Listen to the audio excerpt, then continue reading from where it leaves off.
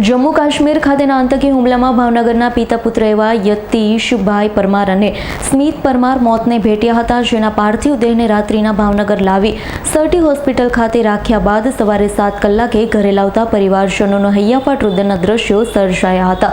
આ તકે રાજ્યના મુખ્યમંત્રી કે જે ગત રાત્રિથી ભાવનગર આવી પહોંચ્યા હોય, જે સવારે 8 કલાકે શ્રદ્ધાંજલિ પાઠવવા તેમના ઘરે પહોંચ્યા હતા।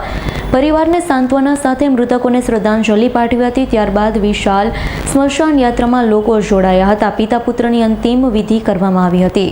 ભાવનગર જાણે આજે હિપકે ચડ્યું હોય તેવા દ્રશ્યો જ્યારે પિતા પુત્રના પાર્થિવ દેહ ઘરે પહોંચતા સર્જાયા હતા।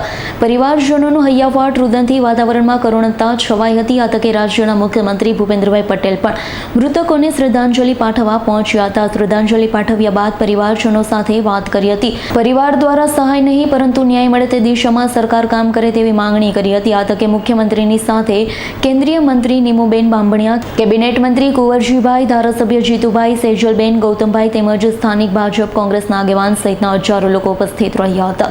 પિતા પુત્રને પરિવારજનોએ ભારે હૃદય અંતિમ વિદાય આપી, જ્યારે સ્મશાન યાત્રામાં મોટી સંખ્યામાં લોકો જોડાયા હતા।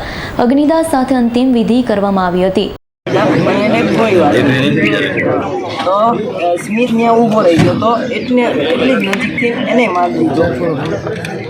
હાવ નજીકથી આવી માર નાખ્યો ને હું થોડોક 10 ફૂટ દૂર હતો।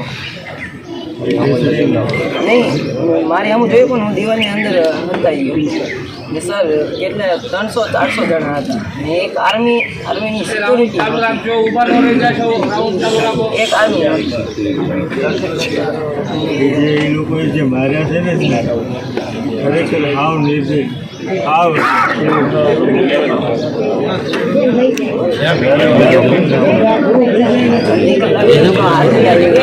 મારા ભાઈને મારા ઉતારીને લાવ્યો ને ત્યારે હું આર્મી મને પટેલ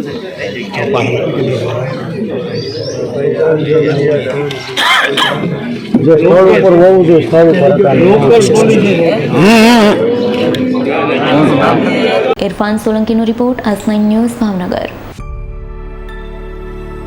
અમારી તમામ માહિતીથી અપડેટ રહેવા માટે જોડાયેલા રહો S9 ન્યૂઝ સાથે।